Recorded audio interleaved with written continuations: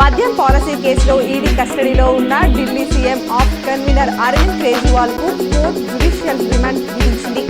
Liquor scam లో 15 రోజుల పాటు జ్యుడిషియల్ కస్టడీ విధిస్తూ సోమవారం ఉదయం తీర్పు వెలువరించింది. రాష్ట్రంలో ఎండలు దంచి కొడుతున్నాయి.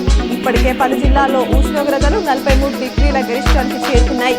సూర్యుడి ప్రతాపంతో ఉదయం నుంచే ఉక్కపోత మొదలవుతోంది. పొద్దున 9 గంటలకే బాలుడు భగమగమంటున్నారు. మాటూరు మండల వ్యాప్తంగా గ్రామాల్లోని అనుమతులు తీసుకున్న తరువాతనే ఇంటి నిర్మాణాలు చేపట్టాలని మండల పరిషత్ అధికారి క్రాంతి సూచించారు. మండలంలోని గుట్టుముక్కుల గ్రామంలో అనుమతులు లేకుండా ఇంటి నిర్మాణాన్ని నిర్మిస్తున్న వారికి అనుమతులు తీసుకున్న తర్వాతే నిర్మాణం చేపట్టాలని హెచ్చరించారు. మాటూరు మండలంలోని చిక్లి, కొత్తపల్లి, గుంజిలి, వల్లభాపూర్ గ్రామాల్లో ధాన్యం కొనుగోలు కేంద్రాన్ని ప్రారంభించిన చైర్మన్ బూరోల అశోక్, క్లస్టర్ అధికారులు సత్యనారాయణ, రవీంద్ర నాయక్ ప్రారంభించారు. నేపథ్యంలో రైతులు కాంగ్రెస్ ప్రభుత్వం రేవంత్ రెడ్డి ప్రకటించిన బోనస్ పై స్పష్టత ఇవ్వాలని రైతులు కోరారు.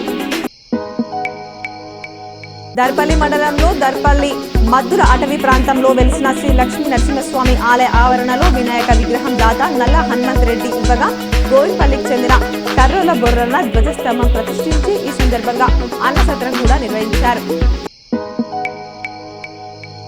సిరికొండ మండలంలోని తూంపల్లి ప్రాథమిక వ్యవసాయ సహకార సంఘ పరిధిలోని గోప్యాతాండ, సర్పంచ్ తాండా గ్రామాల్లో వరిధాన్యం కొనుగోలు కేంద్రాలను సిరికొండ మండల వ్యవసాయ అధికారి జె వెంకటేష్ ప్రారంభించారు.